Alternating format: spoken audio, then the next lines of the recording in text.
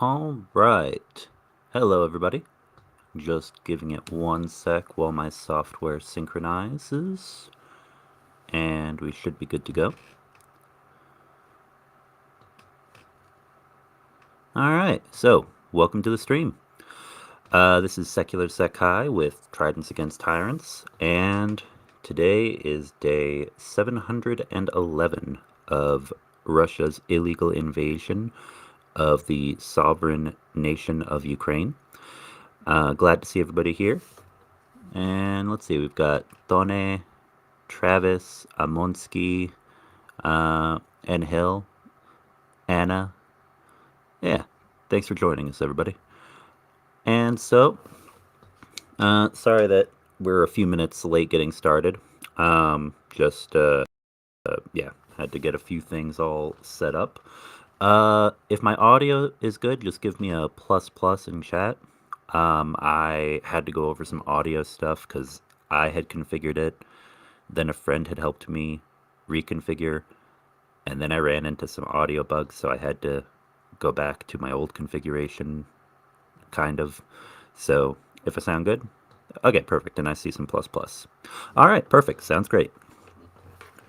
Well then, let's unplug this.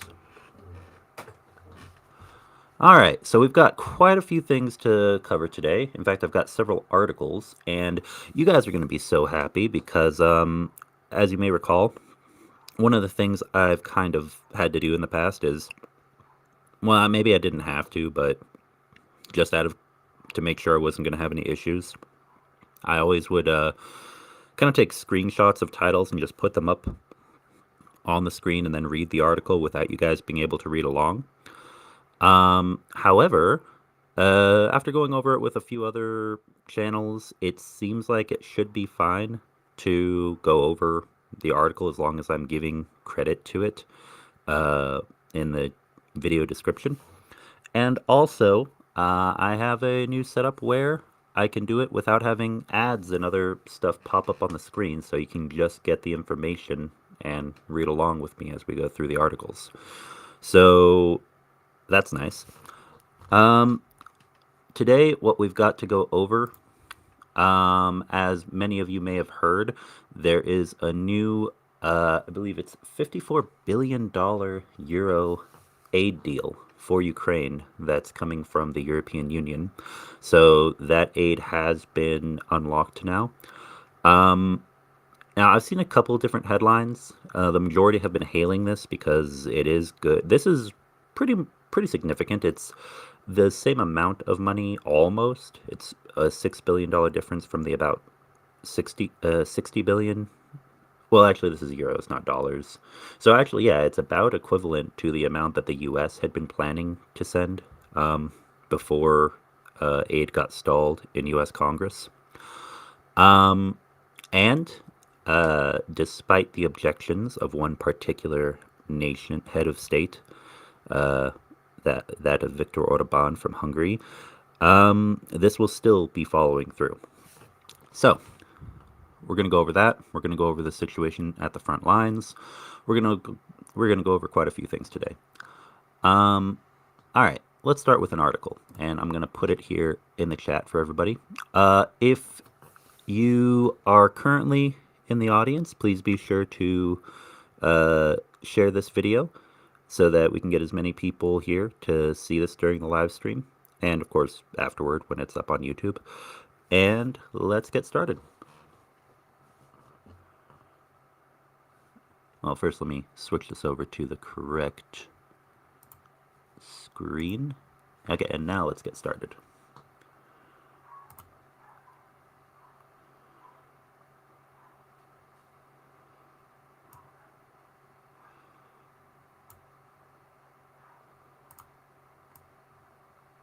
Oh, there we go. All right. So, I just realized I have both owls up. Let me let me close the extra owl that I don't need right now.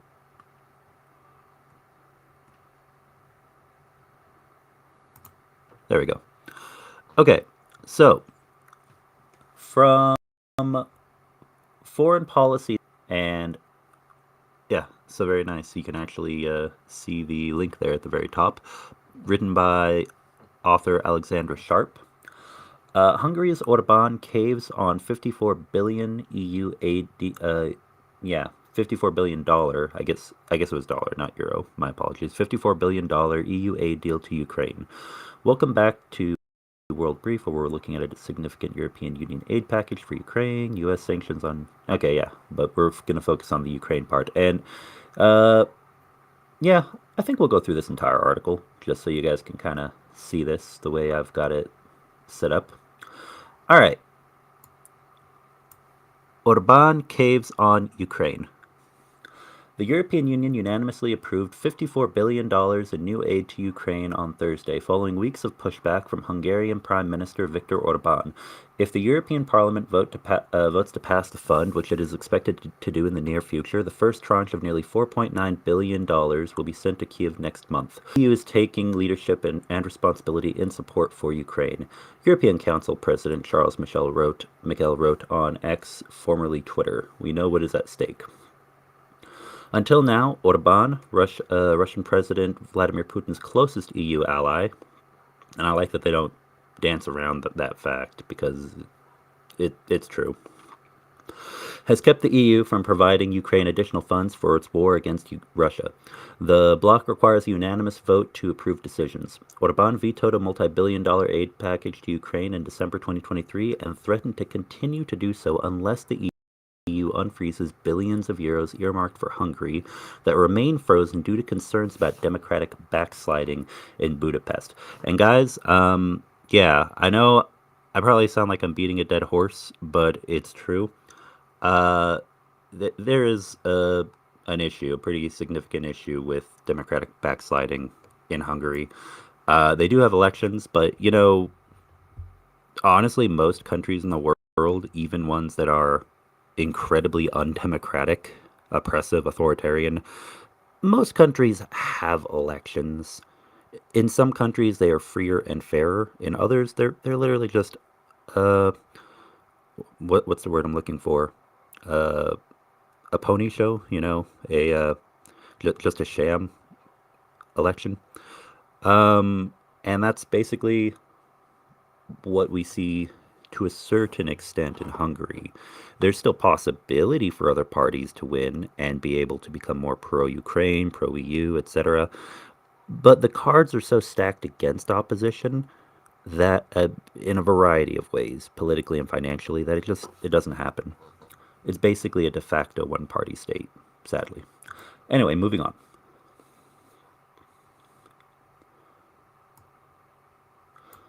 Orban maintained his opposition this time around, demanding that the Ukraine aid be authorized annually by unanimous vote, effectively giving him the ability to veto it year after year. The EU rejected that demand, but Orban ultimately caved after he said he received assurances the aid would be used sensibly and would not come from EU funds that had been earmarked for Budapest from the bloc's joint coffers, Reuters reported. As part of Thursday's deal, the EU will to gauge the funding's effectiveness with the option to renew the package in 2 years if needed. Ukrainian President Volodymyr Zelensky praised the decision, saying it will enable long-term economic stability and growth. Kiev spends almost all of its domestic revenue on its defense sector, leaving Western aid to largely cover non-war matters such as social security. Well, okay, this I disagree with from the reporting of foreign policy. Aid goes to everything. And I think that's one thing that a lot of people don't focus on. Some people who are focused on economic and humanitarian aid just think, oh no, there isn't that much going for, you know, military expenditures. Others who focus primarily on getting the equipment that's needed into soldiers' hands, they say, oh, well, yeah, the economy will work itself out, but it's mostly military aid that is being sent and needs to be sent. It's both, everybody. It really is. I mean, Ukraine as a country, it's got a like many other countries, it has a multi-billion-dollar economy for its society. And, you know, it has to finance the war and keep civil society and its politics, its democracy, everything functional. So yeah, it's a little bit of both. All right. Anyway, where was I?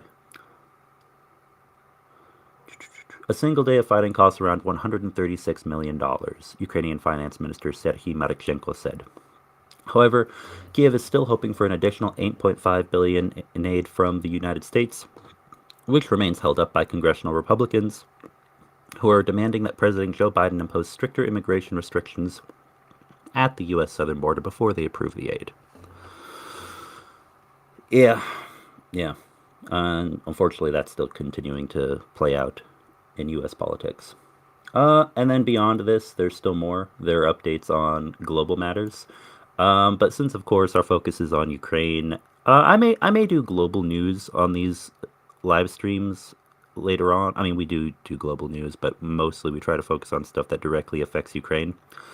So yeah, we're just going to stick with that first part of this article. And we'll move on to... Oh, and my apologies, I just realized. For anyone who...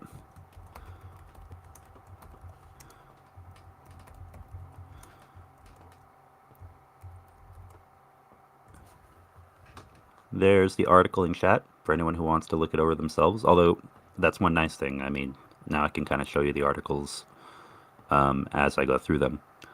But I'll put that there, and I'll put it in the description as well.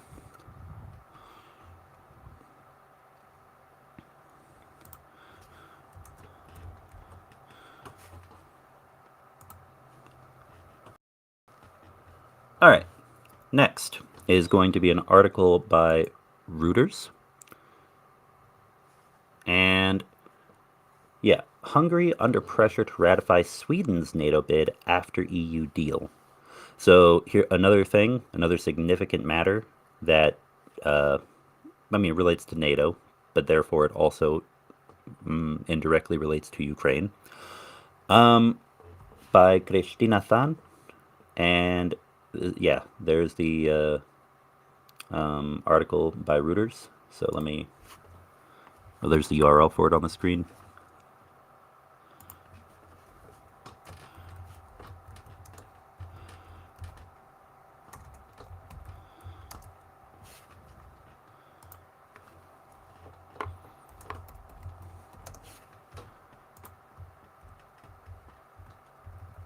And there's the article in chat.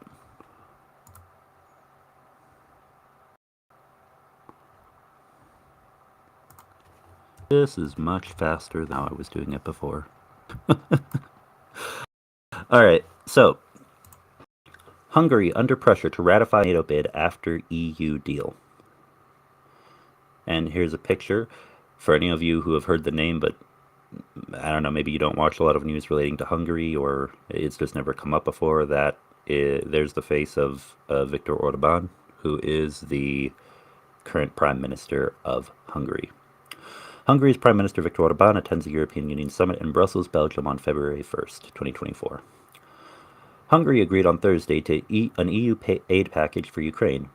Prime Minister Orban said he went to the wall for Hungary. Hungary is the only NATO state yet to ratify the Swedish accession. Reporting from Budapest, February 2nd, by Reuters. Pressure is mounting on Hungary to ratify Sweden's bid to join NATO after Budapest finally joined other European Union states in agreeing on new aid to Ukraine. Prime Minister Viktor Orban said on Friday he went to the wall for his country before agreeing to the EU deal worth 50 billion euros at a summit in Brussels on Monday after weeks of resistance. Hungary had been the only one of the 27 EU member states not to back the deal at a December summit. It is also the only NATO country that has not yet ratified Stockholm's membership application, a process that requires the backing of all members. Orban, who has better ties with Russia than other EU states and most NATO members, says his government backs Sweden joining the alliance. Now he faces pressure from abroad to accelerate the process. So, yeah, part of what I wanted to focus on is the fact that I don't think it's really mentioned so far yet in this article, but you know, Hungary has been under a lot of pressure, a lot of economic pressure, especially to not only get aid to Ukraine, but also to not be a holdout on getting Sweden into NATO, because that has, of course, been a huge political row. And Turkey has finally agreed to it, and I believe they've already ratified all of the paperwork in order for it to occur. So Hungary should be the last holdout. Um, but Hungary, to the best of my knowledge, has less direct grievances with Sweden, Swedish intelligence, Swedish uh, foreign policy than Turkey did, because the two of them had a very complex back and forth over several years now, over multiple different things actually. Um, but yeah, if Orban thinks that the Hungarian economy can't be damaged to the point where his little one one political party runs everything show doesn't actually get the Hungarian people pretty pissed off at him and out in the streets and demanding change, then yeah, he would be delusional. So yeah, hopefully we shall be seeing both Ukraine and Sweden um, get the backing that they need from Hungary soon. All right.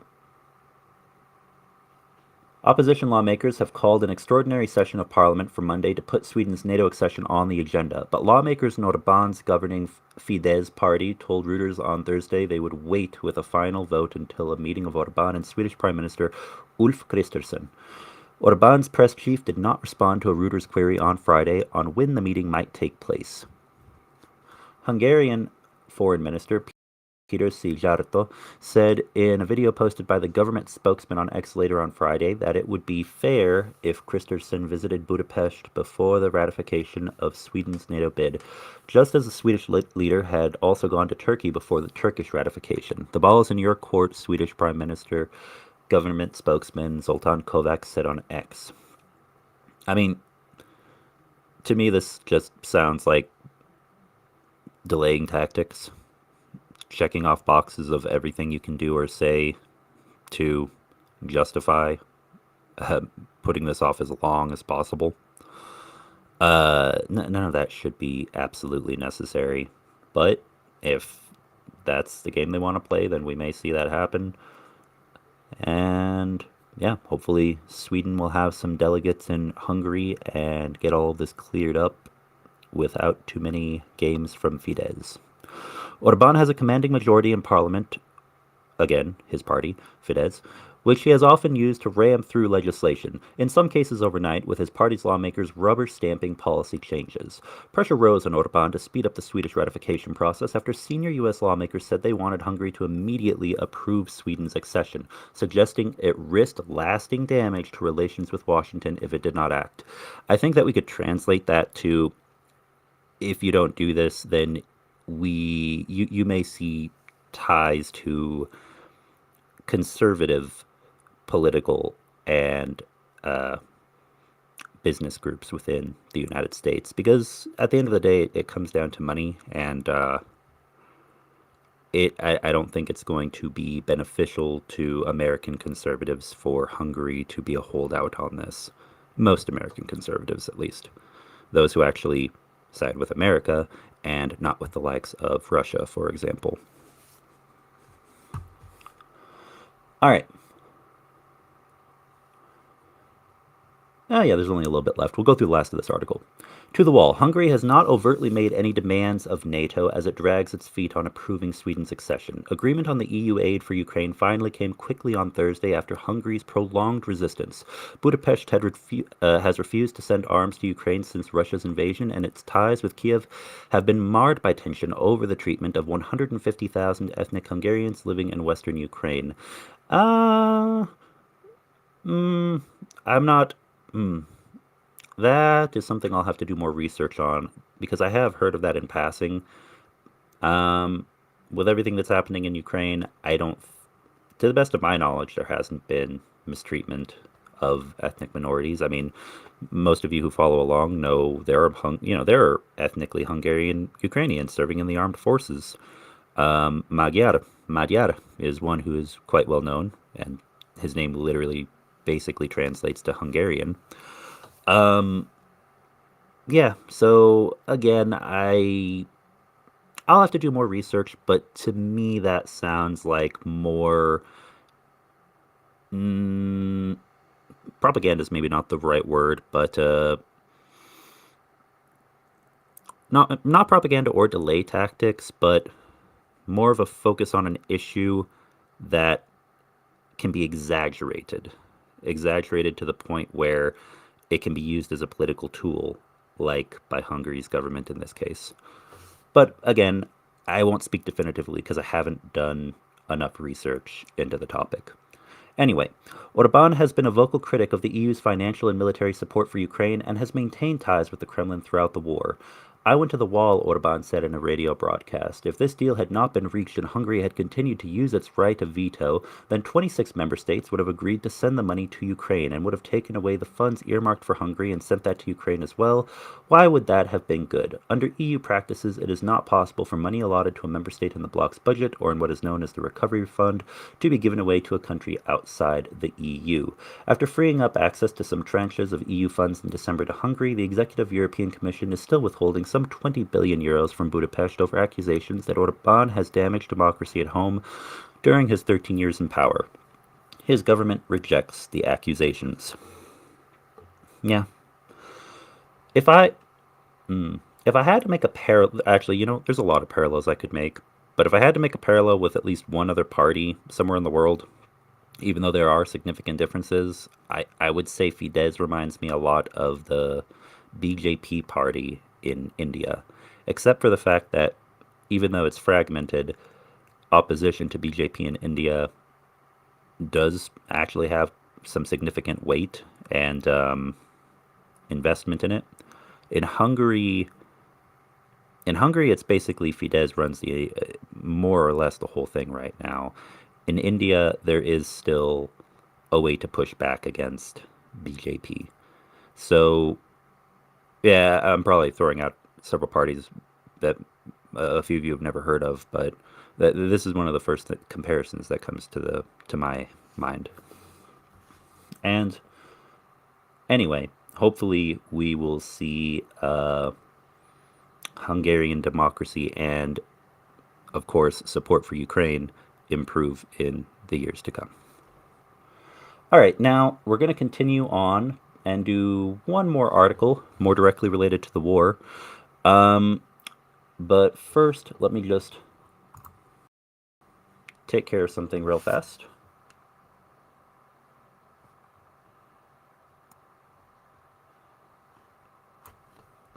Just one moment.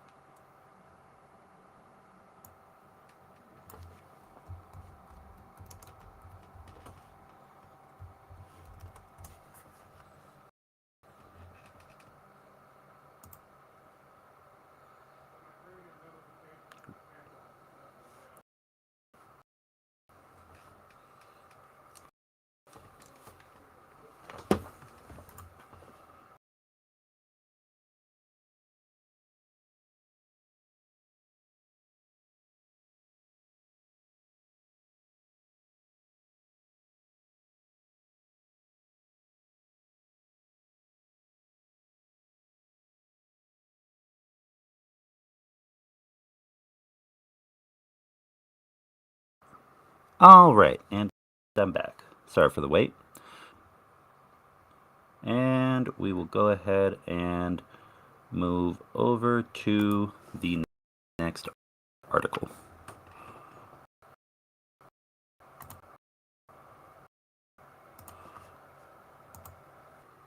So, another one by Reuters, and putting it in the chat as usual.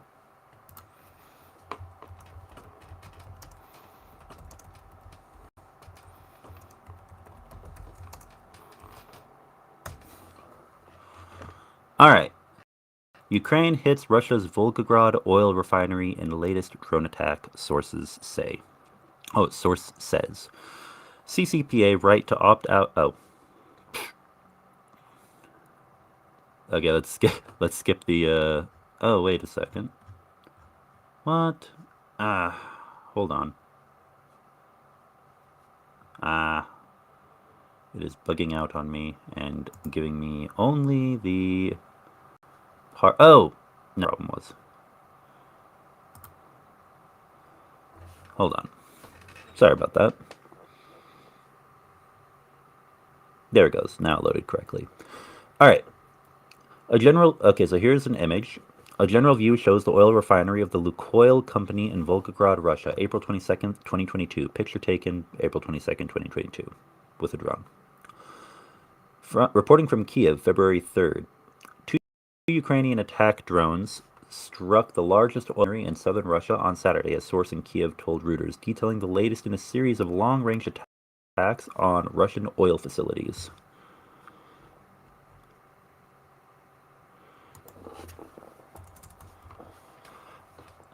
Local authorities in Russia said fire had been extinguished at the Volgograd refinery following a drone attack.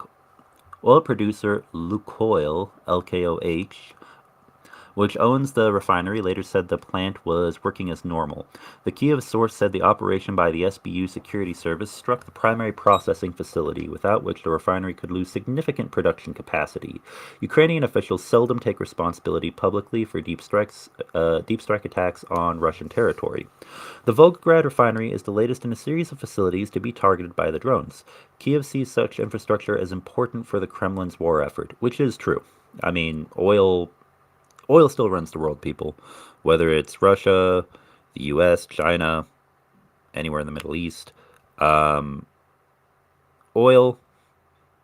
natural gas, any other resource that can be used as a source of energy or power, highly valuable and will drive a lot of political and military activity globally.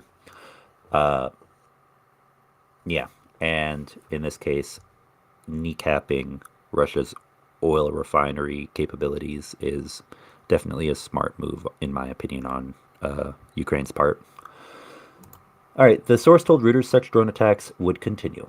By hitting oil refineries working for the Russian military-industrial complex, we not only cut off the logistics of fuel supplies for enemy equipment, but also reduce funds into the Russian budget, the source said. The distance between the northeastern Ukrainian city of Kharkiv near the Russian border and the southern Russian city of Volgograd is more than 600 kilometers. Russia has been conducting regular long-range missile strikes on targets in Ukraine since the beginning of its full-scale invasion, prompting Kiev to scramble for ways to close the gap on Moscow's more advanced military technology. Ukraine has sought to spur innovation in drone technology and to support the production of long-range drones to allow it to strike back. And yeah, very short article. And that last part right there, it is very true, because drone technology, some of them are quite expensive, but compared to other pieces of military equipment, just in general, for a nation state, drones tend to be quite affordable. We're in an era now where it's not just about having multi-million, multi-billion dollar systems with certain capabilities. It's also about being able to project power with of not so expensive, affordable military hardware like these drones, naval, air. I'm sure land-based will become a bigger innovation or see more use in the future too. Really,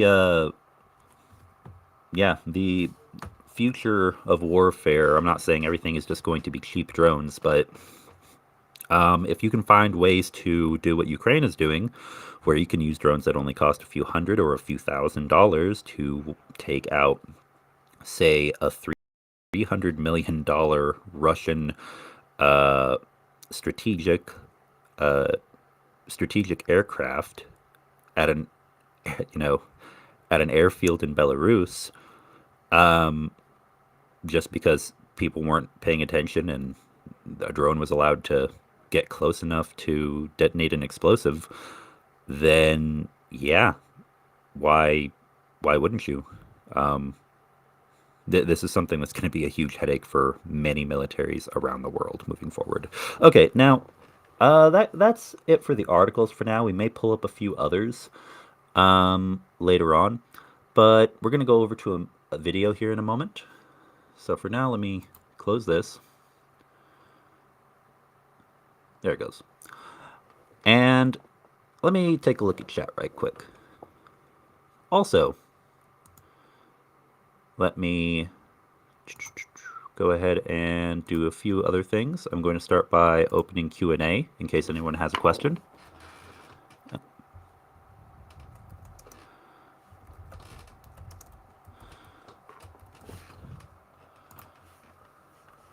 All right, that's done. And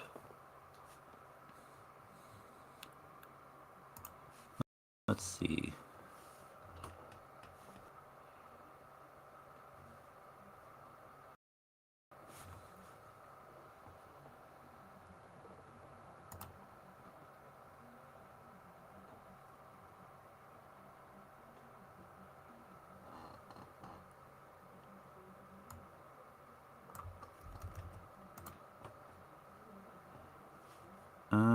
Okay. Let's go ahead and get an update right quick from Jesse.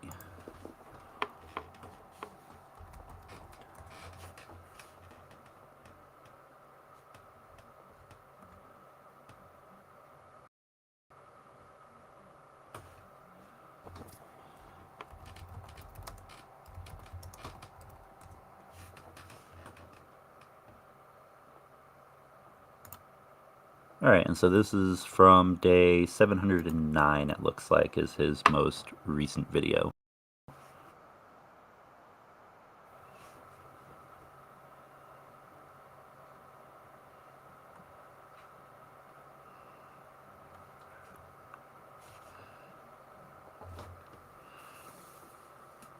Yep, and now the audio needs to go to my headphones as well.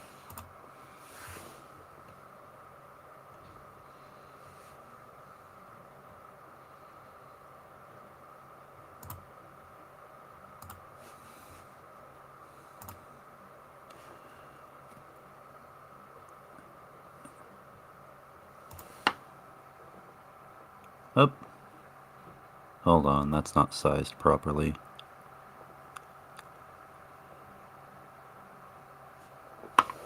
But why is it not sized properly?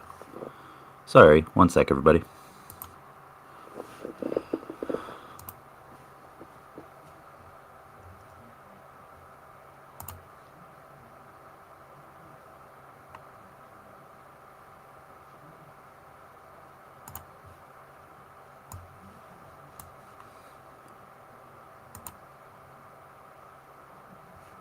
Okay, there it goes.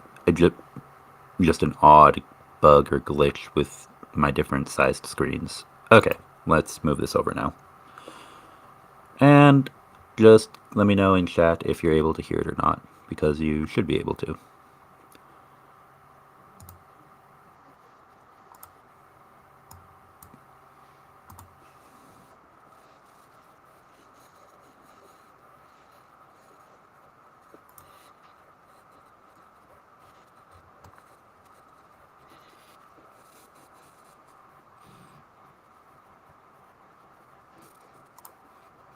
Oh, no, you aren't going to be able to hear it, and I know why. Hold on.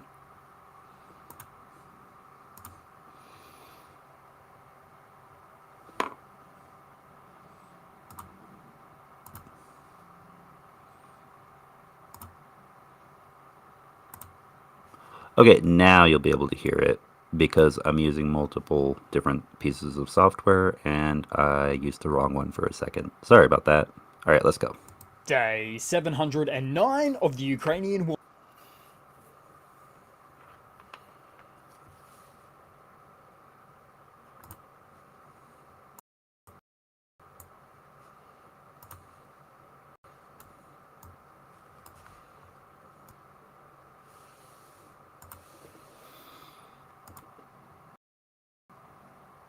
Day 709 of the Ukrainian war map. Also Okay, well now... known as the Russo-Ukrainian War. Juzzy. And today is another update as I take a down-to-earth approach to some of the most important happenings on the ground in Ukraine. So starting off, we'll take a look at those Russian losses. Ooh, okay, well that's quite annoying. My internet connection, I don't know why it keeps freezing. What's the quality? Shouldn't be an issue. It's got plenty of buffering. Well, let's see if I give it a sec, if it's not.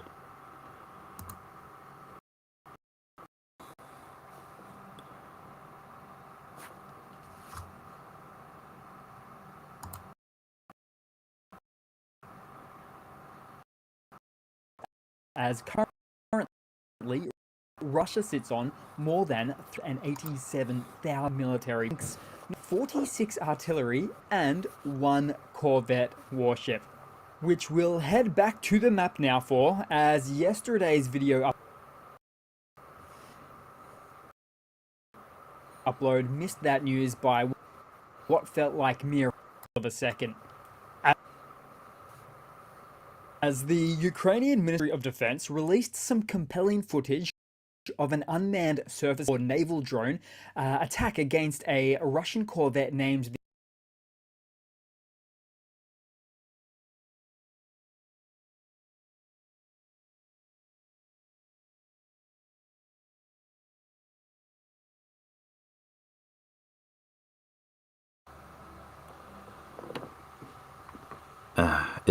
Is it buffering a lot for you guys? Yeah, it seems like it. Okay, well that is quite unfortunate. And I wonder why, because I don't have that much running at the moment. And my internet connection should be good.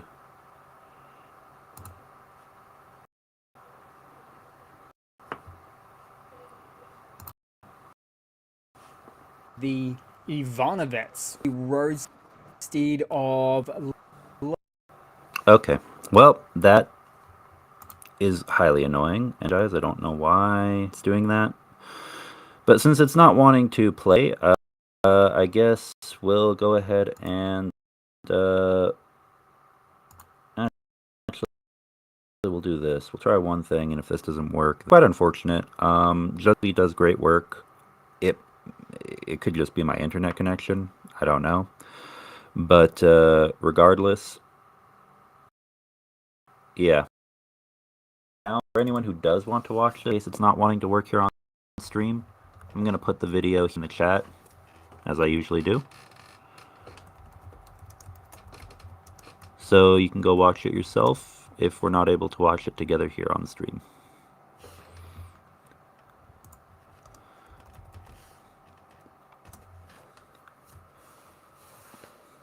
Alright, let's try this one more time.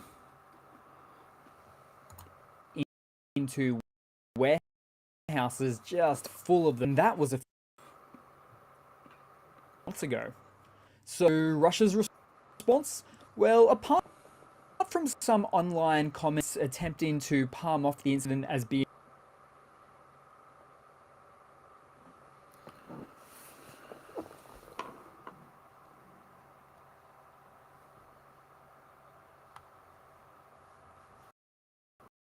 Alright, well, I will have to get that fixed time, and I apologize for the issue with the video, but list of the details of the video, and we'll move on to some other... Actually, we'll move on to Q&A, because I still had questions, things from last week to cover that hadn't yet been done. So, let's see here.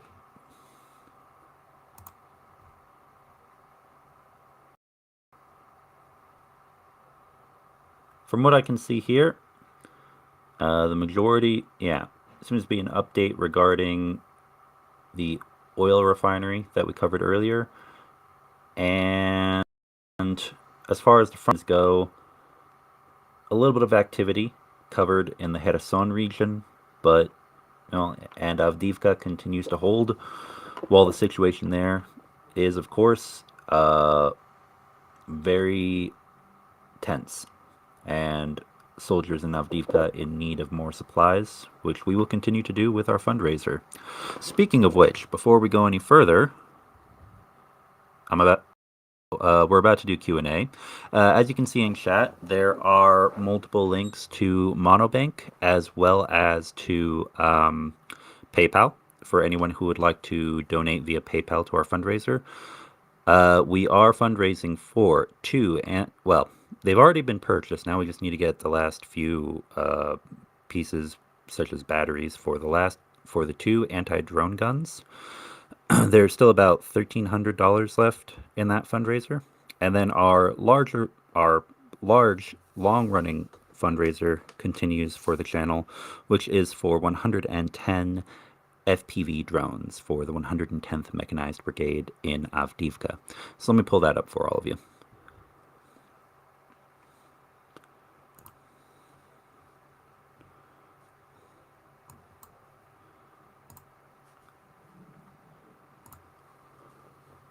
All right, so here's our current progress. We are at, after adjusting for amounts that have been withdrawn, from both fundraisers, 9,420 hryvnia, Ukrainian hryvnia, of 1,936,000 hryvnia, and 5,920.18 hryvnia of remaining 54,455. So we are 10% of the way there. We're 10% of the way to the goal of closing out the anti-drone gun fundraiser. If you'd like to help us in doing so, then it would be greatly appreciated. All the proceeds go toward getting this equipment into the hands of Ukrainian soldiers. As a matter of fact, let me take a look at something right quick.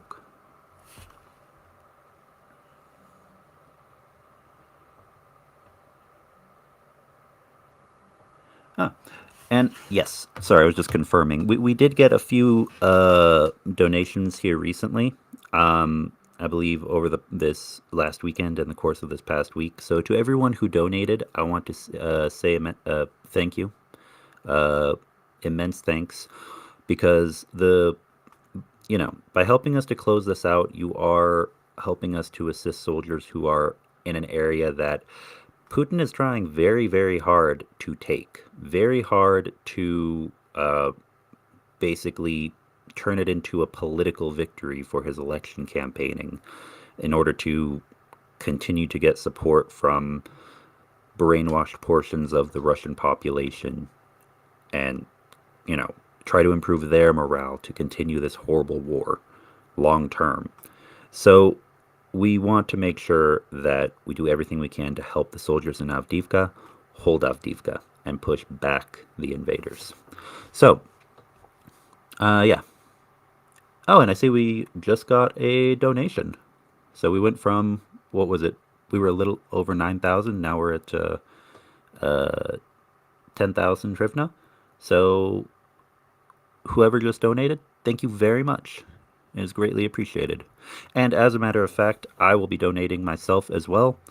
I don't want to just stay on the fundraiser for too long. This is important. I want everyone to be aware of it. We are going to move on to Q&A. But first, before I do that, I am going to make a donation for the anti-drone guns. And I will do that right now.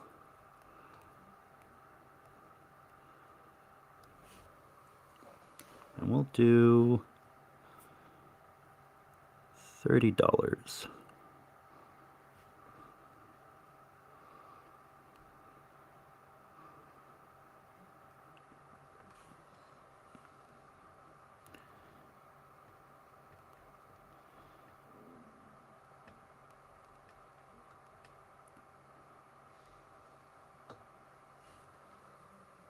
And this is being sent over PayPal, so the way that works is Anton receives it and then he makes the transfers, so this won't appear immediately, but I believe it is late. It is later in Ukraine right now, but actually it's not that late. I believe Anton is watching, and if you are, please be sure to transfer that over, and I appreciate it, man. We're going to get this closed out. We're going to get the soldiers what they need, and we're going to continue to fundraise, do everything that we can for Ukrainian soldiers and civilians, for all of Ukraine. All right, and that's been sent, so we're going to move on to Q&A now. And let's see. While we're doing Q&A, actually, yeah, this is good as it is. All right, so if you have any of your questions, feel free to ask them in chat as well if you like.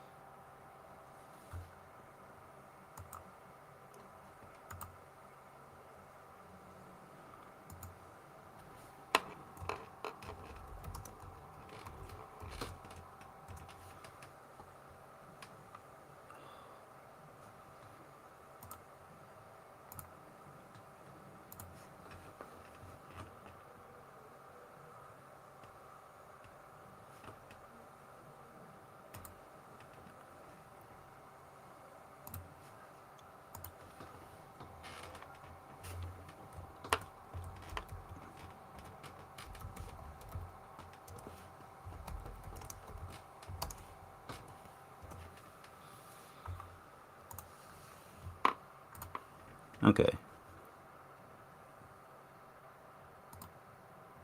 All right, so the first question that we have, or first topic that was requested to be covered in the last stream was, as soon as Discord loads for me.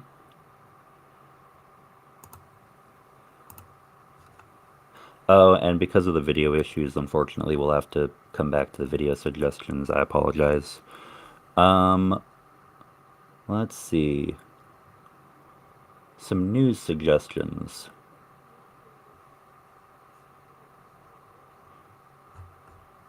Okay, so here's one.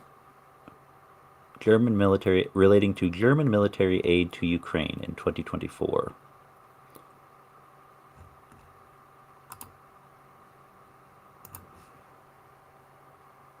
Thank you very much for the article, Ro Cabot, and we're going to pull that up right now.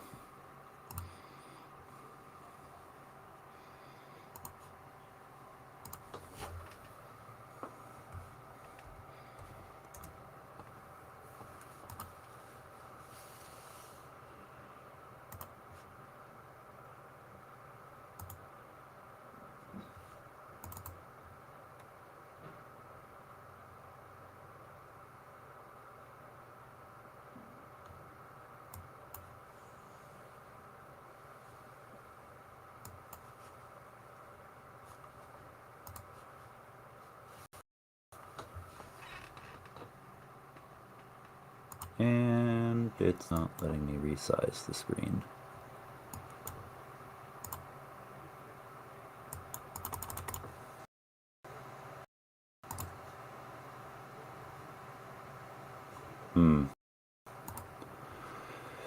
Well, we'll do it like this then.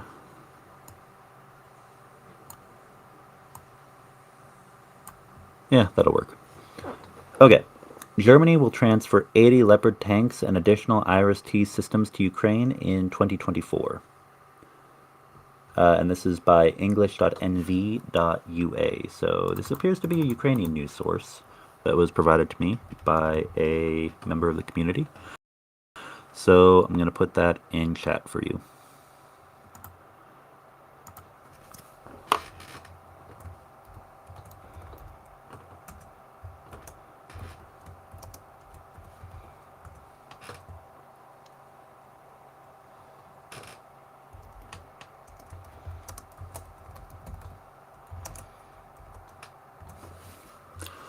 All right. Germany will transfer 80 Leopard tanks and additional IRIS-T systems to Ukraine in 2024. The flag of Germany, which I do like. I like the modern flag of Germany. It looks nice. It's a good design. Germany plans to transfer Iris-T air defense systems and over 80 Leopard 1A5 main battle tanks to Ukraine. German Defense Minister Boris Pistorius announced on the German Ministry of Defense website. Germany plans to transfer to Ukraine in 2024 Iris-T SLM infrared imaging system tail surface launched medium-range air defense systems, Gepard anti-aircraft tanks, more than 80, Leopard 1 A5 main battle tanks, additional artillery systems with over 230,000 rounds, armored transporters, engineering tanks, bridge laying tanks, 450 armored vehicles, demining systems, drones, radar systems, reconnaissance systems. Yeah. The German military will also train 10,000 Ukrainian soldiers at its training grounds this year. Germany had previously announced that the delivery of 6 multi-purpose Sea King Mk-41 helicopters with spare parts starting in the second quarter of 2024, as well as the training of pilots by that time. Air defense is a top priority for German aid to Ukraine. Pistorius said that he is shocked by the severity of Russia's airstrikes on Ukraine since the beginning of the year. That is an understatement, and if Germany can help to provide quite a bit more air defense, that would be greatly appreciated, of course, because I mean it's not just the Ukrainian military, and let me maximize this. You guys can see the article while I'm reading it.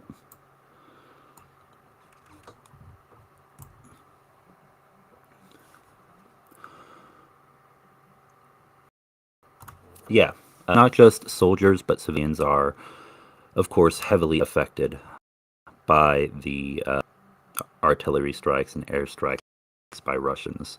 So having more air defense systems, having ammunition for those air defense systems, it is crucial. Remember, Ukraine is a very flat country. It does have some mountains in certain areas, but a lot of it is quite flat, very similar to Texas. Very large, very flat. So if you want to defend it, then you have to set up a defensive line and make sure it is well manned, well supplied, and that you keep it oiled like a machine, well oiled, just like a machine. And air defense systems are a crucial part of that machine, of making that a reality. The German military will also let's see.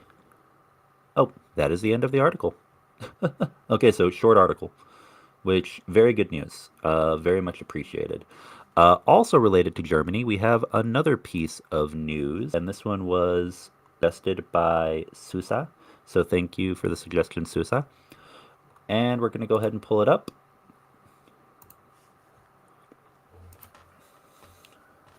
And here is the article.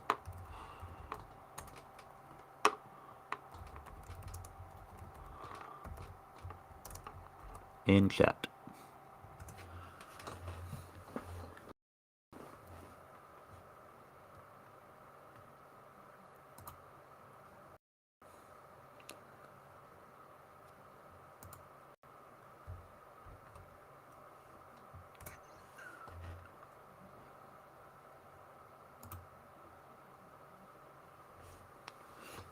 All right. So, from Eurotopics, Berlin contemplating Taurus missile swap for Kiev. In October, the German government rejected a request by Kiev submitted in May 2023 to supply it with Taurus cruise missiles on the grounds that the missile's range was too long. But according to German newspaper Handelsblatt, Olaf Scholz is now considering an offer from the UK, which has been on the table for several weeks. Germany could supply Taurus missiles to NATO partners who would then export similar weapons systems to Ukraine in exchange. A good idea? The Süddeutsche Zeitung is not convinced by the swap idea. Okay, let's see. The German government can no longer be accused of not doing much for Ukraine militarily. However, the ring exchange is a means of evading responsibility, which was also the case when it came to supplying armored personnel carriers and battle tanks. Ukraine received support, but initially not the best material. In the end, it usually got that too, but often too late. The Chancellor should now fulfill the leadership role that he claims for Germany in supporting Ukraine. That means deliver Taurus. Which I do agree. I do think that well, of course, not just Germany, the U.S., Germany. I kind of wish that Poland would also be. I mean, Poland has been very helpful, but more direct military equipment from Poland would be quite useful. That being said, Poland, I don't think, has the specific systems that Ukraine most needs.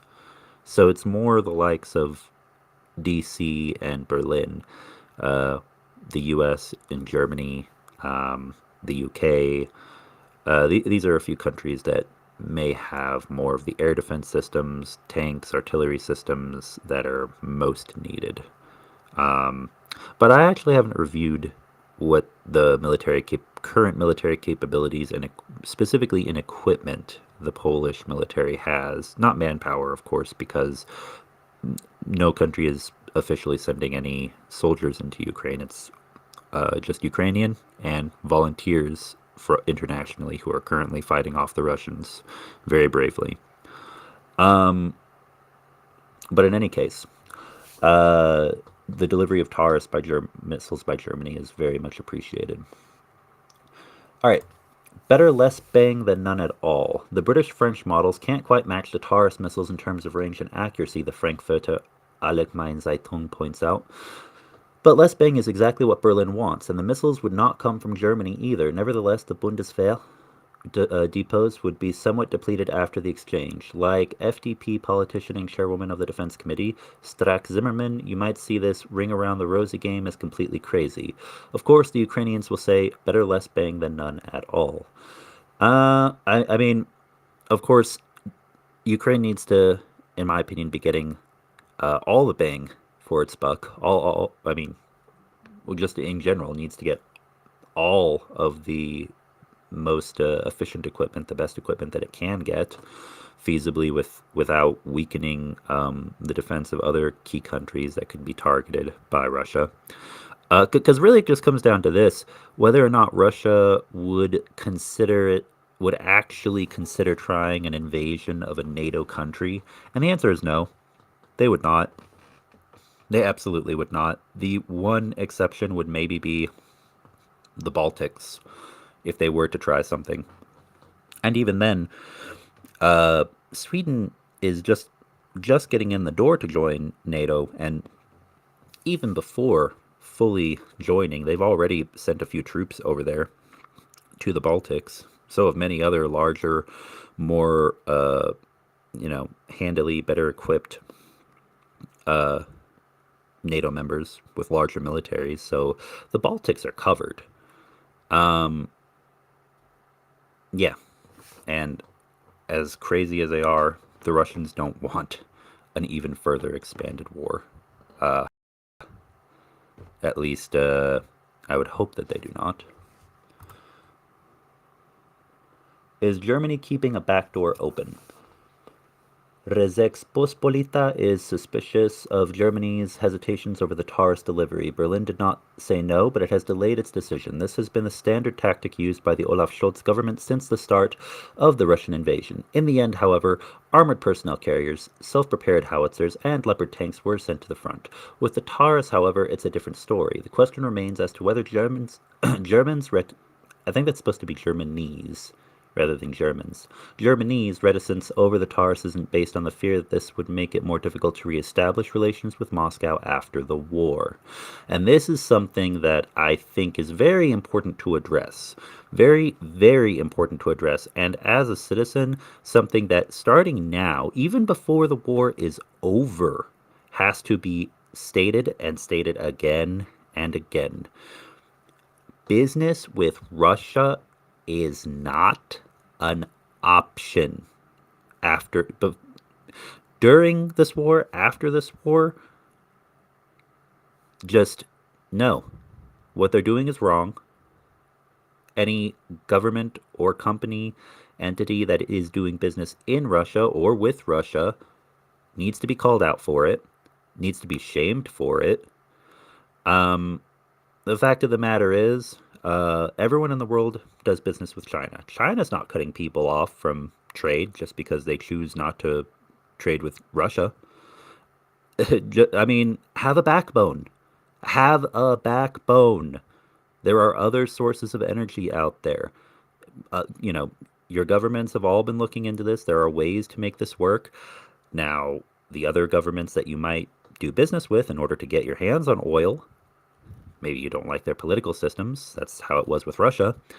So, of course, it all becomes this global game of realpolitik that nobody really likes when one is a political or ideological idealist.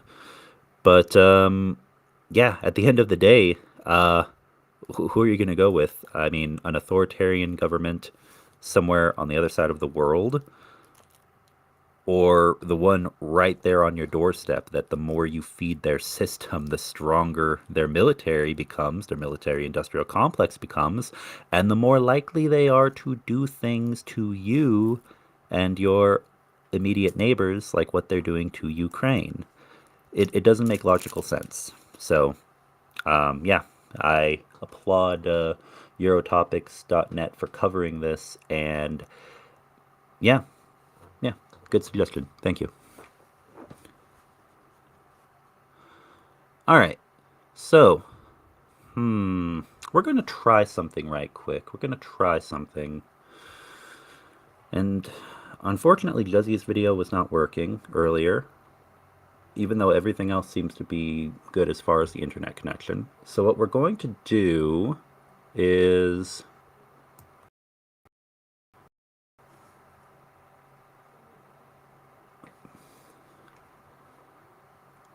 Okay. First, I'm going to stop sharing this article.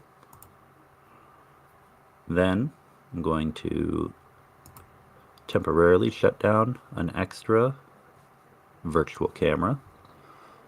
And we're going to see if one of these video suggestions that were sent in on the Discord server will play, or if it's going to have any issues with the buffering issue again.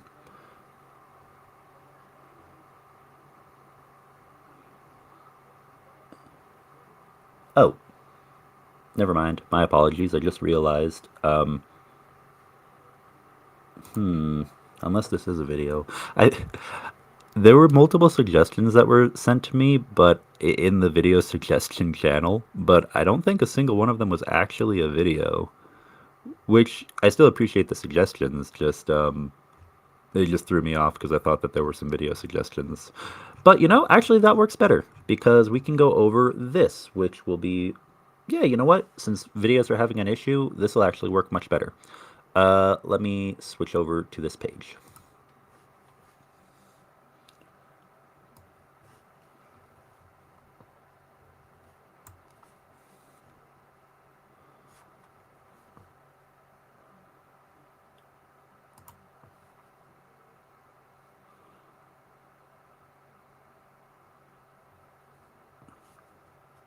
All right.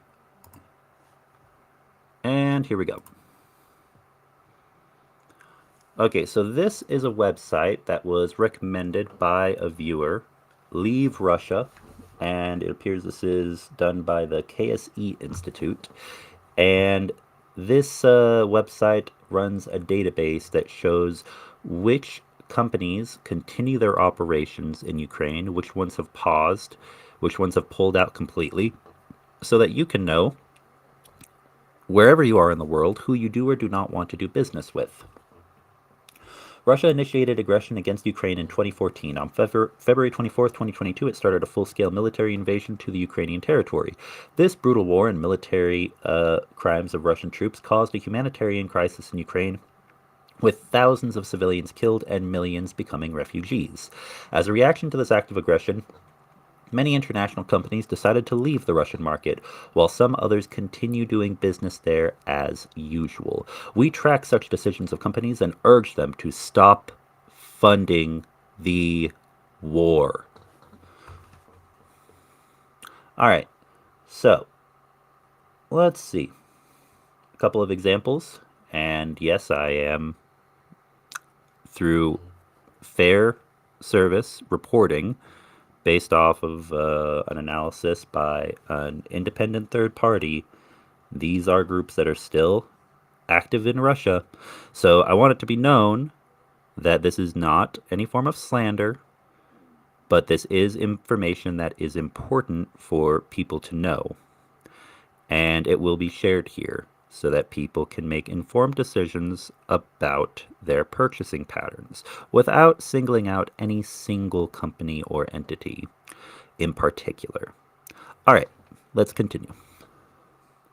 So, Philip Morris, Japan Tobacco International, PepsiCo, Auchan, which I'm not sure what country Auchan is from. The name sounds Japanese, but honestly, I have no idea. Nestle, Metro AG, Procter and Gamble, Mars. Ah, that sucks. I actually like Mars. Same thing with Burger King. I love Burger King, and I'm pretty sure they're still actively doing business in Russia, so I'm not eating any Burger King. And you'll see it's not just corporate entities, but also banks are listed here. Raiffeisen Bank, Sherry Automobile, Antiopi, Globus, and we can go on and on and on. There are many companies that are still continuing operations. At least one portion of Coca-Cola. I don't know if it would be all of Coke, but apparently, oh yeah. So Coca-Cola Greece and Coca-Cola Switzerland, it would seem. So the two subsidiaries from those countries in particular. All right, let's go to the list of countries who have. So these are all a few that chose to stay. Now, wait. Let's take a look at a few examples of countries that have decided to wait. NG, Bayer, German Bayer, Schlumberger, Johnson & Johnson. Now, wait means that they are pausing investments, meaning they are not actively funding the war, but they haven't left the legal and economic system of Russia behind, clapped their hands and said, all right, there we go, all done. So a few others: Abbott Laboratories, Novartis, pharmaceutical companies. Quite a few from Germany and Switzerland, unfortunately. A few from Poland. And again, it's not just any one country. You can see there are multiple here from several countries: France, UK, USA, Poland. It's just all around the world. All around the world. This is still an issue.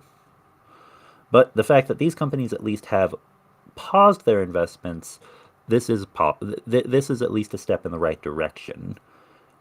Better than that, those who have left. Now, they've suspended business but have not declared or made it clear that they will likely stop doing business with Russia for the foreseeable future.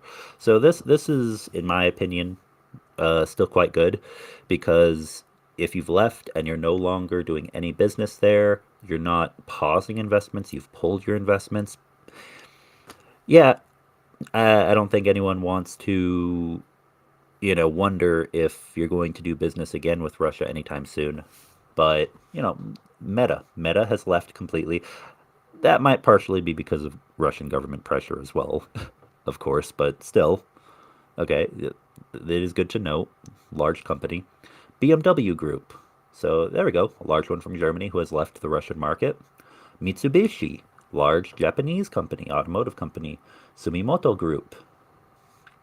Stellantis from the Netherlands. OSTC Group of the UK. Astellas and Takeda from Japan. So,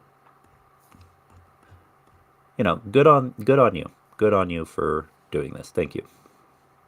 And finally, let's take a look at a few who have fully exited the Russian market.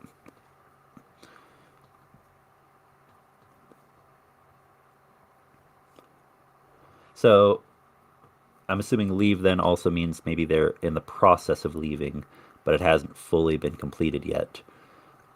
Whereas Exited means completely done, no more business, not in the process of leaving and finishing paperwork, just it is over and done with. So, Leroy Merlin, British American Tobacco. Huh. Renault Group, Vion. Carlsberg, ooh, I like Carlsberg actually, they make pretty good beer. So, Danish, Carlsberg, very nice, very nice. Giving them an unintentional little highlight right here.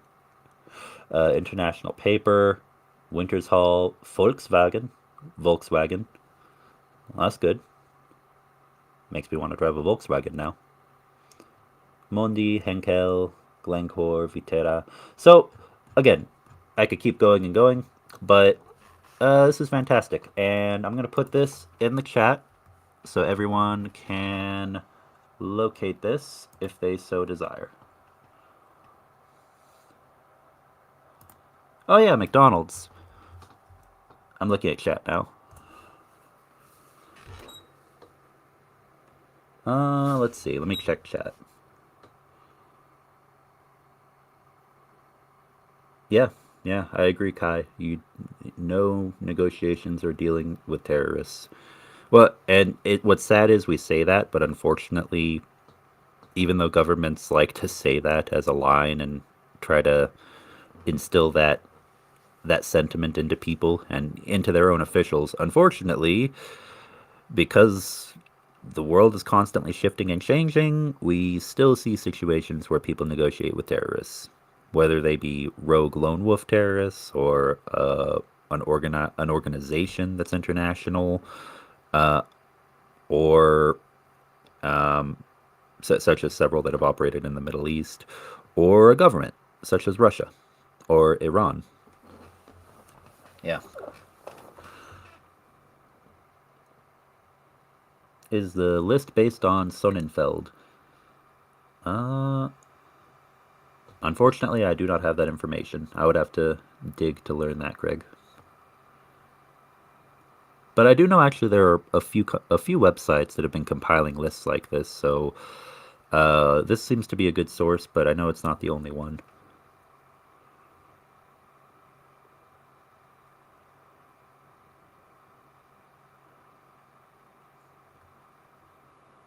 Yeah, it is true that there are drive a new Volkswagen to McDonald's to eat. To eat, yeah, yeah, that would be nice. That would be nice. I actually, I actually haven't eaten McDonald's in a while because I don't know why McDonald's compared to any other fast food, like I don't know how to describe it. It puts me in like a food coma. Like I become less productive. I just want to sit and zone out and sleep after I eat McDonald's. So I haven't eaten it for years. But after I learned that they pulled out of Russia, I was like, okay, well, when I'm not busy, why not? I'll have some McDonald's and then take a nap out on the porch or something, you know. Um, let's see here. All right.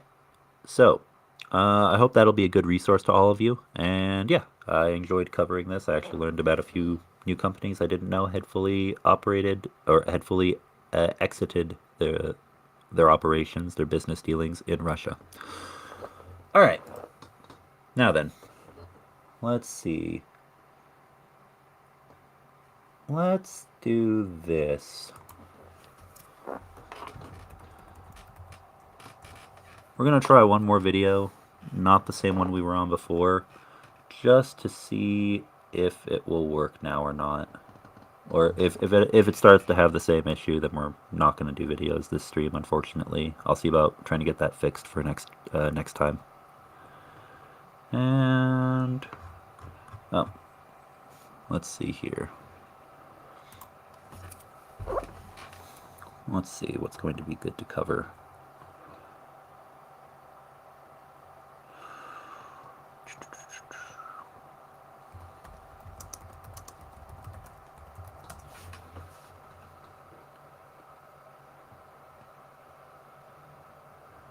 You know what? We're going to give a quick shout out to Rick because I know he, I know many. I know all of you probably tune into his streams and watch the long form videos quite a bit. Um, on his channel, but I don't know how his shorts do by comparison. So let's take a look at a few of the shorts and see if those are working. If I try to go through a couple of them. And this will also, I mean, okay, so these are not directly related to the channel, but this will also give you a quick look at, some of the work that Rick is doing. So you can kind of have a better idea of where your money goes if you're subscribed to him. If you're not subscribed to him, definitely go check out Rick the Ukrainian. He does fantastic work. He is from Ukraine, good friend, and yeah, his coverage is always very comprehensive, transparent, and human, down to earth. So, we'll go through a couple of these shorts. Several of these are thank you videos relating to fundraisers he has been running. So have here we have 3 sets of new batteries, and we are really grateful for them. And what do we have here? We have smiley face, believe me, smiley face, of one who will be using all these batteries. Oh. Sorry, it is...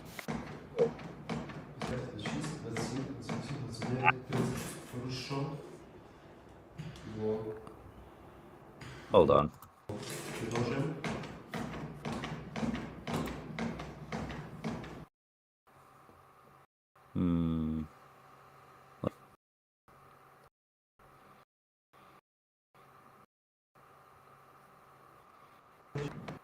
So here we have an example of CPR training.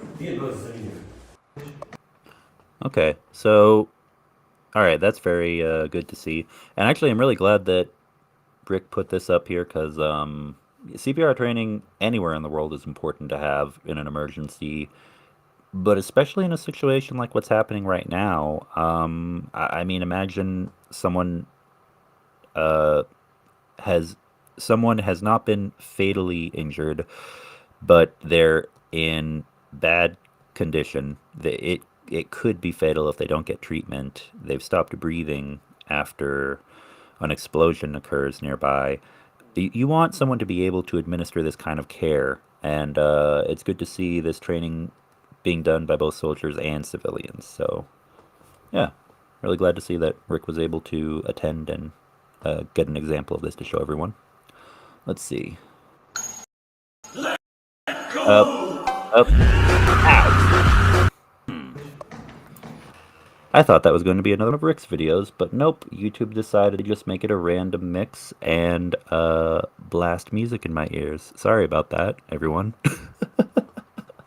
Let's go back and watch one or two more shorts from Rick. And here's a link to his shorts specifically on his YouTube channel, so you can all go take a look.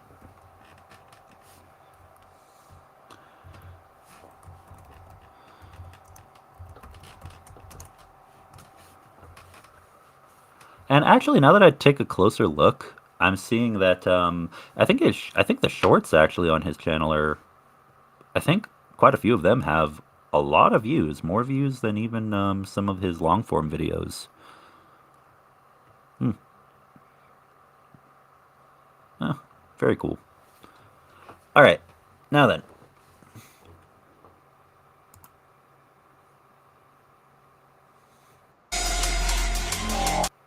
If the volume is too loud, then let me know. Because it is a little loud, the music on my end.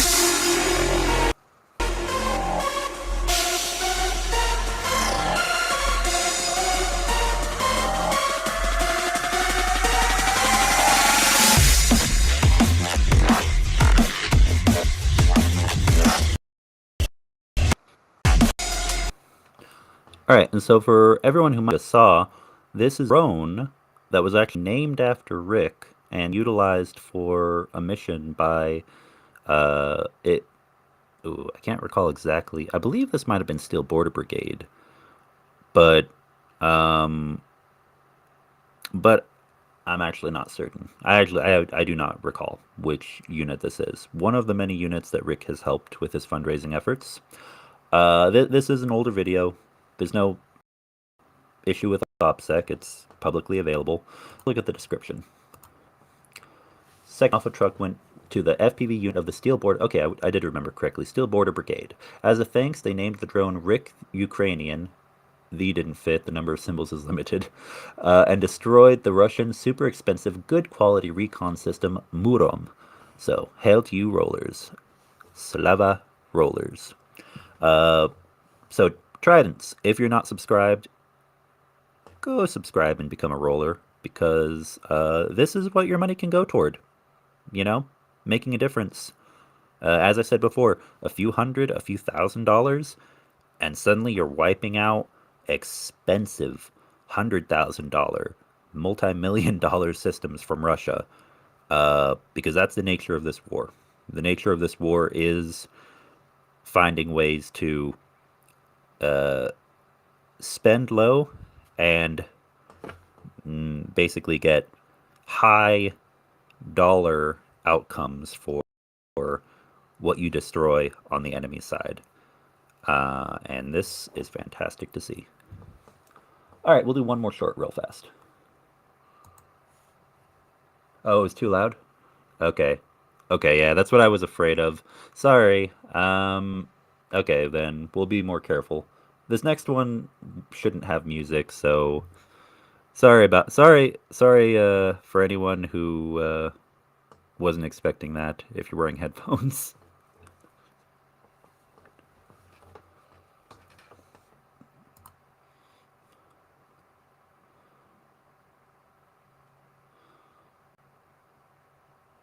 Рику та його авторі за допомогу зі збору. Слава Україні! Героям слава!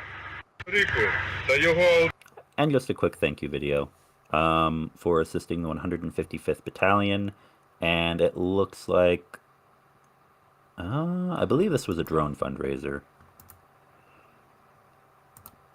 but actually it does not say. But from what I can see,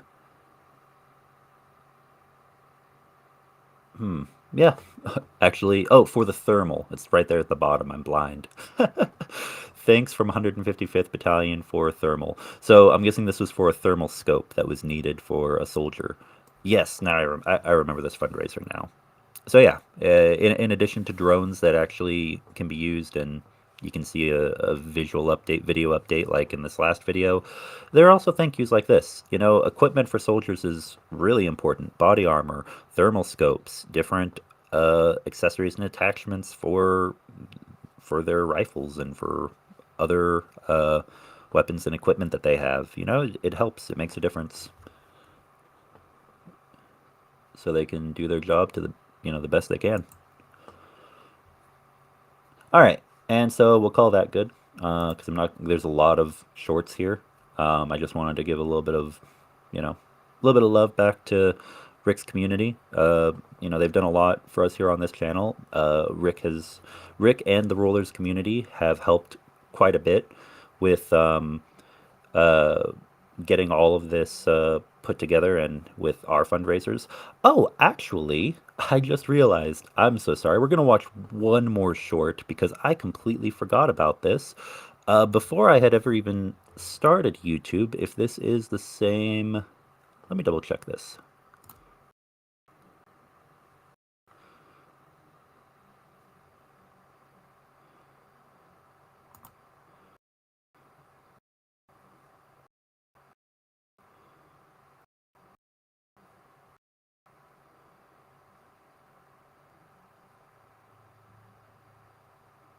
Yeah, from June of 2023. Sounds about right. So actually, funny story, this is actually a fundraiser. I had reached out to Rick to ask for assistance for another friend of mine in his unit. So, Rick was able to help out. Even before I started YouTube, multiple people I know in Ukraine, Rick has always been the most open-hearted and generous, so long as there's transparency, so long as there are video and picture updates and, getting in touch with those who are doing the fundraising. One of the best people I know on YouTube who does this sort of thing at this level that we're doing it, at this grassroots level. And this is someone from a 28th Brigade, and someone who I am acquainted with was in 28th Brigade, so this was a fundraiser from way back that Rick also helped to fulfill before the Tridents community even existed. So we'll watch this real fast and then we'll move on. Хай. Привіт. Ми зібрали всю необхідну суму на бойовий дрон. Дякуємо Ріку і всім його підписникам, які донатили на цей комплекс. Ваша частка була сама більша в цьому зборі. Дякуємо вам. Ми починаємо вже закуповувати всі необхідні компоненти для цього комплексу. І незабаром передамо це все в 28-му бригаду. Ще раз дякуємо. Слава Україні! Слава Україні!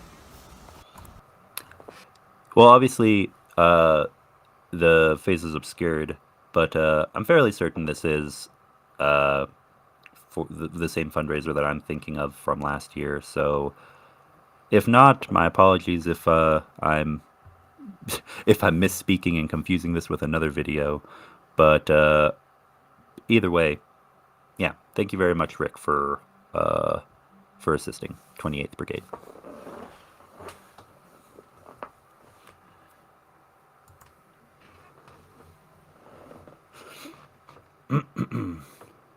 All right, and so with that, where are we? Okay, we went through articles, we went through the suggestions, yeah, all the suggestions from the Discord so far that I could see. I think there was one more article. Let me take a look.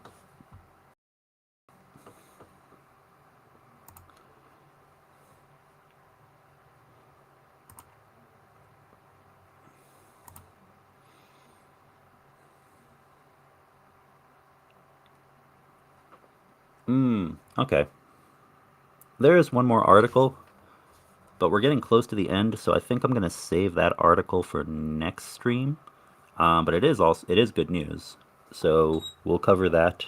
Yeah, we'll cover that next time. For right now, let me see if there have been any questions.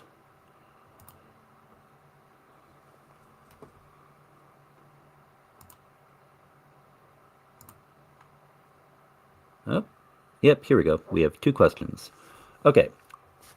First, let me clear this. Close that. Okay. So, first question from Mark Sangamon. Have you read or heard anything about Ukraine still using old Soviet tactics? Yeah, so good question. And I have heard. I've heard, I mean, I've read about it, of course, and heard about it in a few videos, but I've also heard from a few people on the ground. I think it just depends on the unit or the particular brigade, the particular military formation. I believe there are some who are using older tactics and some who are using, newer, more modern, small unit tactics. It's just kind of just like with equipment. There are some who have older Soviet equipment because that's what they're able to get their hands on. That's what some European friends and partners and even governments have been able to deliver. And there are some who are using much more advanced weaponry from the US, from France, from the UK. Well, a little bit from France, but mostly from the UK, from the US, from Germany. Yeah. So, if I were to go into detail, like for the Ukrainian military as a whole, my understanding is it's kind of a hybrid approach. There are certain instances where they've been using one, and there have been certain instances where they've been using the other. I think it just depends on the engagement, the equipment they have on hand, and the manpower they have available. Yeah. But very good question. Now next from Kai. I heard in Rick's stream with you the anti-drone gun will soon be taken on by him, or am I wrong? Oh yeah, so when we were talking on Rick's stream about this before, he would so Rick helps with a lot of fundraisers. Some of them are directly with people he knows personally, IRL, friends and family of his back home. Some of them, it's just, people reach out to him, say, hey, I'll provide details, make sure that it's all on the up and up. So, it's legitimate. There's no, like nothing funny is going on, and you can see where everything is going and see when the equipment is handed off and such. But yeah, offers of, would you be willing to help fund this brigade or that unit, or provide this particular soldier with some equipment so he can be the best infantry or artilleryman or sniper that he can be out there, or medical supplies and training for different soldiers, stuff like that. So with the anti-drone gun, I mean, Rick has already helped quite a bit with making donations to our fundraisers. The FPV drones are long term. It's just going to take a little while to close it. For any channel, that is a large sum. It's a sum that's like around the same or more than some of the NATO truck fundraisers. I mean, when it started, it was at like 65 or 66,000. I think we have it down to 50,000 US dollars now. So we've made a big dent in it, but it's still not even close to closing out. So that one, I am not going to ask Rick to, when he can help, that's greatly appreciated, but that's a really big one for a channel to take on. That's why we need to grow this community so we can, make a bigger dent on it ourselves. But really, at the end of the day, we're all here to support Ukraine. So we want to interconnect the communities. Tridents, Rollers, all of the other, YouTubers. I mean, Greg Terry, Greg's channel, Greg Terry Experience, Yulia, ATB Geopolitics, all of us who are covering information on the conflict in Ukraine in general, and any of us who are doing fundraising, we try to stick together.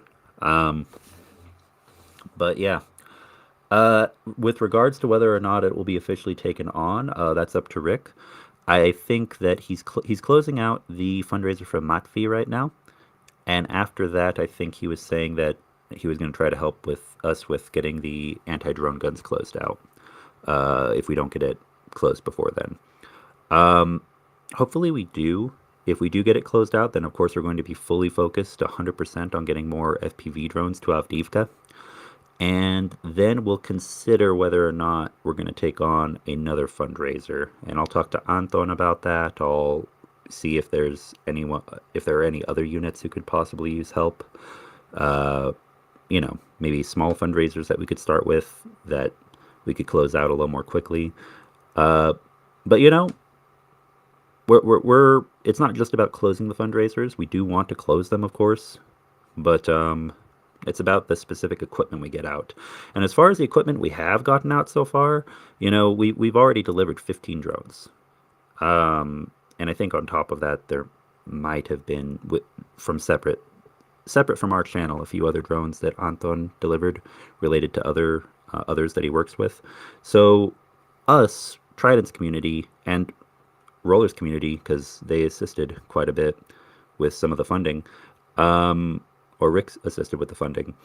You know, that's 15 drones that are going to help the boys in Avdiivka. And we'll keep going. We'll keep going. All right. Now then. So final answer is he said probably, but no definitive answer on that.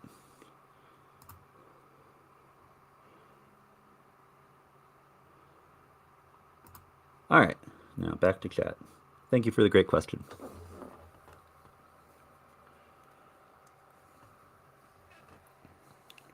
All right.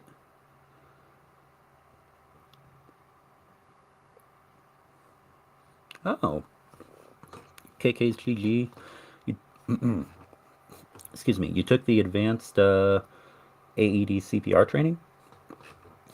Very nice. Hey, that's very good. Congratulations.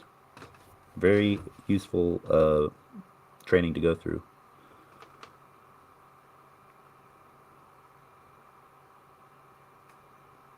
Oh yeah, and Greg, what you said about FPV munitions, they are getting cheaper than certain artillery rounds, and pretty accurate with human control. With AI getting involved, it'll be very interesting because AI is getting involved everywhere, and I mean, it has already been involved for years now in military, among the militaries of the world, but usually never at a level of individual soldiers or units being able to set this up. It's usually been the very expensive multi-million-dollar drones in the past that have had that kind of capability included with them. So seeing it kind of trickle down and become more available in general for just about any group to set up, as long as they have the technical knowledge, it is pretty interesting stuff. All right, now then. Let's see.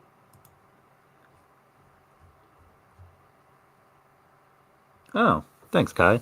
Oh, and yes, I think it's been mentioned before. You know, for anyone, I'm sure everyone here probably does know, but monobank is great, and when it does work, it's great. But unfortunately, because it's a Ukrainian bank, Ukrainian service, sometimes banks from abroad, even though monobank itself is secure, there's no issue with monobank just because of the fact that it is Ukrainian, just like with Ukrainian PayPal accounts. Anyone from Ukraine will tell you it's been a bit of a headache in certain instances, setting up like back-end financial logistics for certain projects. Yeah, sometimes monobank works and there's no issue, and sometimes foreign banks just get snippety. They don't always like to put transactions through to monobank. So if you notice any problem with monobank, then use PayPal. And actually, you know what? I'm going to share something with you guys right now. I unfortunately don't have it set up right this second, but I've been working on setting up alerts So like there will be a ping whenever certain donations are made for the ones that are possible. I wanted to do this with PayPal, but again, unfortunately, because of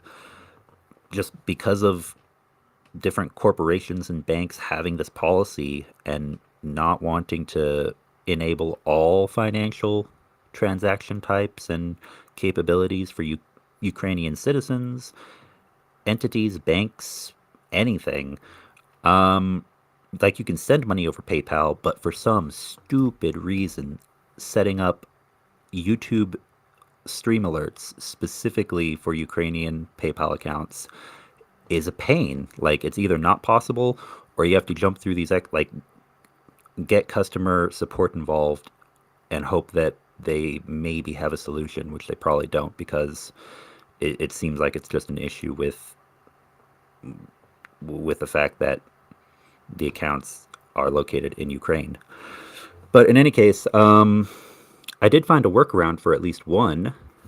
And if anyone doesn't have access to PayPal and you also have trouble with Monobank, then one sec. Let me pull this up.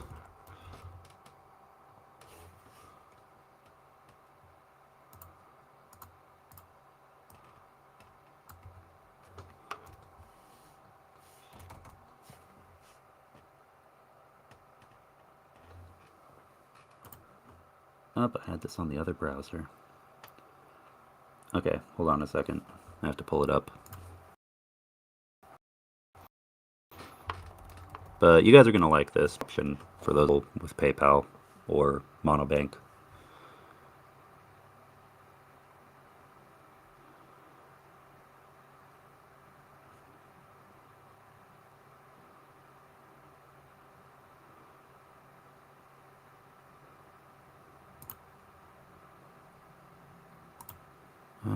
Come on.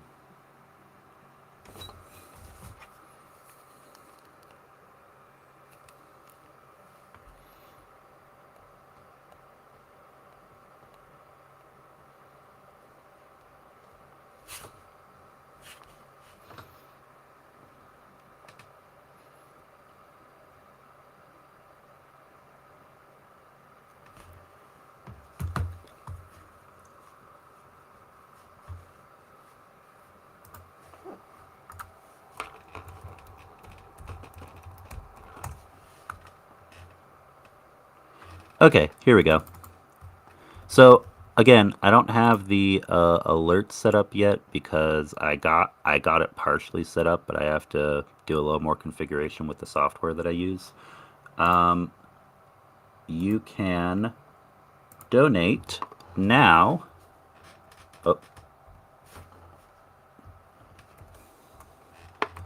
You can donate to Anton, who gets the funds to where they need to go. Over buy me a coffee. And I'm putting the link in the chat right now. Yep, there it is. So for anyone who has trouble with Monobank and either you don't have it or you also, for any reason, a personal reason, or maybe you just don't want to use it or account isn't currently working, whatever it might be, if neither Monobank nor PayPal work for you, you should be able to donate just with regular debit, credit, however you'd want to, over Buy Me a Coffee. And Anton will receive that, and then we can put those donations in the jar as well. So now there are 3 options for donating. Yeah, and once I have it all figured out, we'll also have some stream alerts for Buy Me a Coffee, so you guys can get nice little pings on stream whenever someone donates.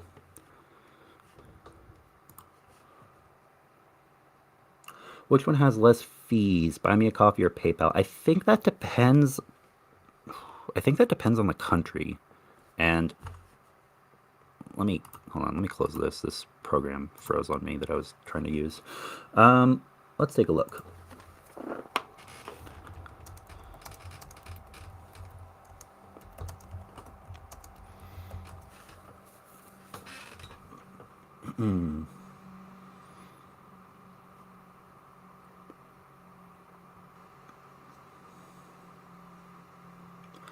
Well, Buy Me a Coffee used to use PayPal, actually. Now it's based off Stripe.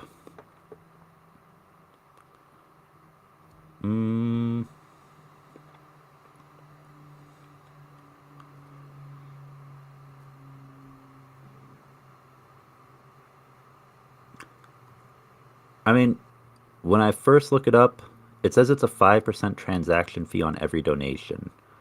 And when I see from July of 2023, there's an article that says that's apparently lower than the transaction fee on PayPal, but I don't actually have the percentage of the transaction fee on PayPal memorized. But I guess that's the answer, 5%. Oh, but takes a 5%. Yeah. Yeah, so I don't know. If PayPal is more than 5%, then yeah, it's less than that. Unless this changed recently, because this is from 2 years ago.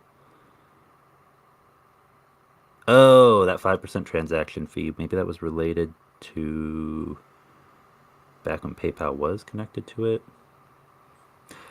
I'll have to look into that and I'll let you know. In fact, I will look into that and I will update you guys on that next time around. How do the fees compare for USA going to Ukraine? No, you don't need a Ukrainian sim and citizenship for Monobank. Oh, Marino. Well, okay, I'll start with Marinos. I with Monobank, I believe that they do foreign national accounts and accounts for non-citizens. Uh, but I don't have the details on exactly how those get opened. All of the specifics. I do know that they have involvement with freedom bonds and war bonds that foreigners can purchase. Um, haven't heard back from them about it when I reached out to them, but they have an option on their website for that, or they used to. But yeah.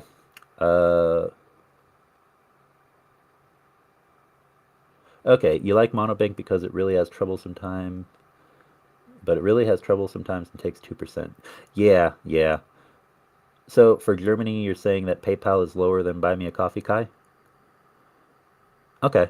Well, yeah. I mean, PayPal is usually a decent option.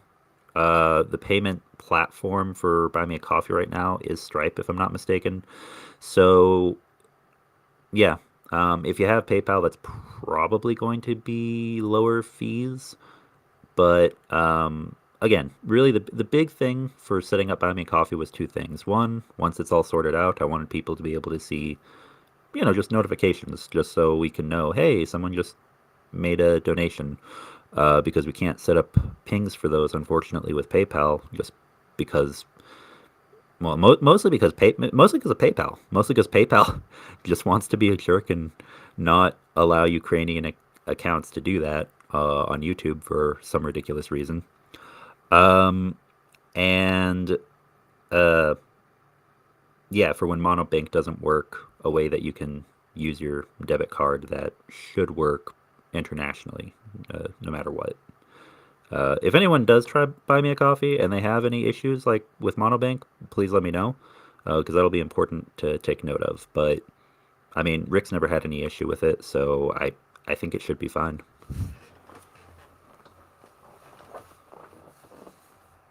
All right, now then.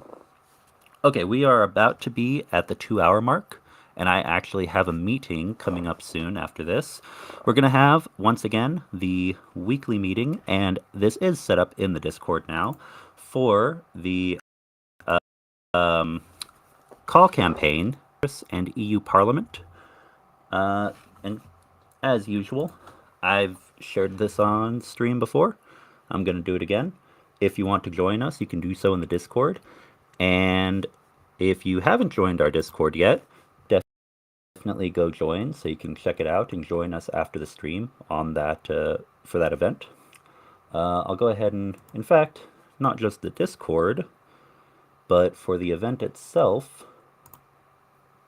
Well, the event's actually going to be taking place in Rick's community because that's where it first started. But there's an invite link on both Rick's server because he gave permission for that, and on the Tridents Against Tyrants server. So if you want to join, then I'll just give the one for Rick's. I'll just give the direct link where we're going to be meeting, because that's going to be the easiest instead of just hopping through joining 2 Discord servers. Let's see. Share.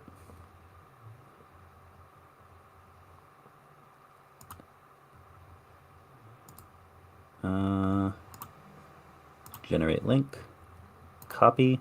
All right, I'm putting this in the chat right now, and oh, I am monobing discussion in chat. Gotcha. Here is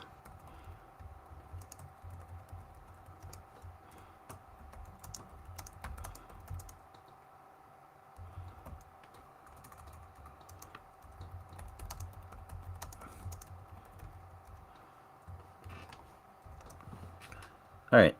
I just posted the invite. That is for Rick's Discord, and if you click that, you can join the Discord and join us in the Rollers chat on the Discord server to discuss making calls to representatives in both the US and EU. We do want to expand this, get more people involved, possibly get people involved even from non-EU countries, just from all over, anyone who supports Ukraine and wants to urge their government to do the same. But for right now, those are the 2 groups we primarily have interested and involved, EU citizens and American citizens.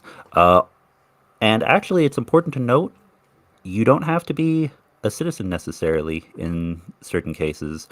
I don't know about the EU side, but on the US side of things, if you are an American constituent, which means you could be either a citizen or a non-citizen, then as long as you reside in the US and you have a political representative there, which residents do get political representation in the US, then you are included, and you can make calls to urge them to support Ukraine.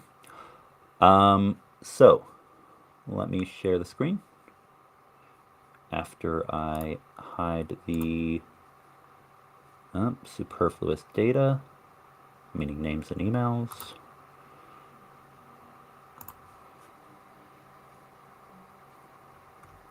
Oh, here we go.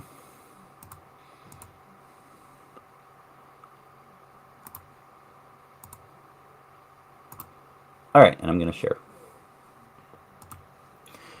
Okay, and actually, I just realized that I need to I need to add February because this still only has January.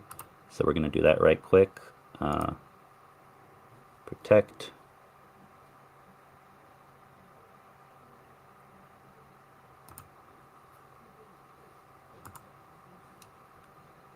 And we're going to move that over. And then we're going to create a new one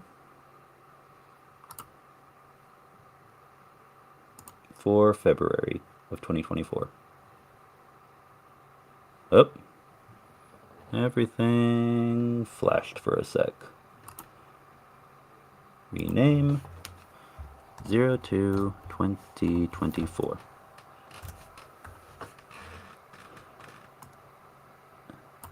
All right, and yeah, we're going to get that filled out, and I'll do that before the call here in a bit. But anyone who wants to join us, it's the same for the EU side.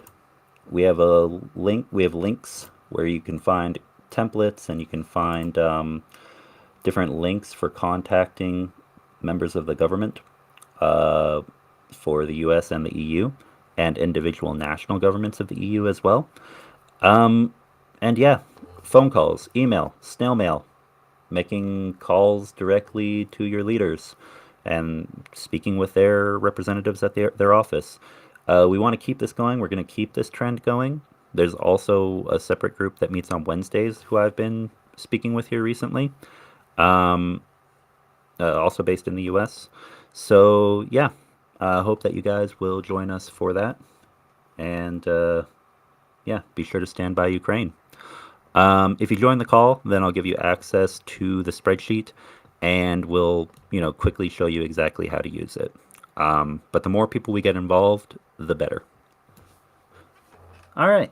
Well, with that, I think that we can call it good. We'll be starting the Discord call here in like a little less than 15 minutes for everyone who wants to join. And yeah, I appreciate you all being here. Oh, yeah, so there is a oh, okay, hold on. So I see a few people. So I gave the invite for the Discord server. That's mostly just to join in on the call. Once you join the call, because I find that this might be the easiest way to do it, because I don't know who's EU and who's US requesting access. But if you join us, oh, yeah. If you join us on the call on Discord, then we can get you all set up. But hold on. Let me stop sharing. Yeah, we'll go ahead and do this. Copy link for share. I'm going to put a link to the actual campaign for US citizens. Oh yeah, this one shouldn't have a password. It'll just have a link that asks you to request access. Let me see. Here we go.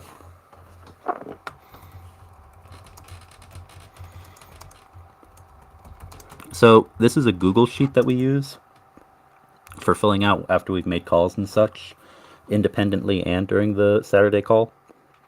So if you want access to the US Google Sheet, then here's a link so you can request access. The first one for Discord, though, that's how you can join us in the call. If you get access, then basically that'll just mean that you can, go into the sheet and you can put your name down and mark your progress. Yeah. And so I hope to see everyone there in a few minutes. Great stream, everybody. Yeah. Continue to stand by Ukraine. We'll keep doing this every week. We will keep making calls. We'll keep putting pressure on politicians. We have to, because I'm going to share a little secret with you guys, and there's a reason why we're trying to get more of these call campaigns. There's a reason why I networked with another call campaign that meets every Wednesday. There are more Americans who make calls against sending aid to Ukraine right now than Americans who call urging for the aid to be sent. There are people who do both, but unfortunately, a lot of us are focused on concrete ways to send help, which is good. We need to be doing that. But because of that, there's been less political organization. There's kind of been this idea, this culture of, if the government's not going to do it, then we're going to do it. And that is fantastic. We need to keep doing that. But we also need to make sure that the people who do call their government and send letters and speak their thoughts to representatives, that the only ones doing it related to Ukraine aren't the ones who are against sending aid to Ukraine. We need to not just balance, but we need to outweigh. We need to be more than them. Because eventually, those people typically will just move on to other stuff. They might do it for a little bit, making calls about Ukraine when it's in the news, especially in certain news outlets. But then something else happens with the US-Mexico border, or something happens with, the state of the economy, or some other hot topic that ends up on like Fox News, CNN, multiple different large media outlets, and a couple of the smaller fringe ones that are Fox News adjacent, affiliated, like Newsmax, for example. And then they shift their focus to that stuff. So if we're consistent and we are always making these calls, in the long run, it'll make a big difference compared to those people who are just they do these huge contacts and calls really quickly en masse, but then they get distracted and do other stuff. Anyway, just my thought on the matter, and I hope to see all of you very soon. Have a great day, everybody. Slava Ukraini, and have a great day. Oh, and also one last reminder, please like, share, and subscribe, which I do find if I ask, sometimes it reminds people, and they do so. So it is greatly appreciated to help the channel grow and get more word out to assist Ukraine and combat Russian propaganda. Have a great day, everybody.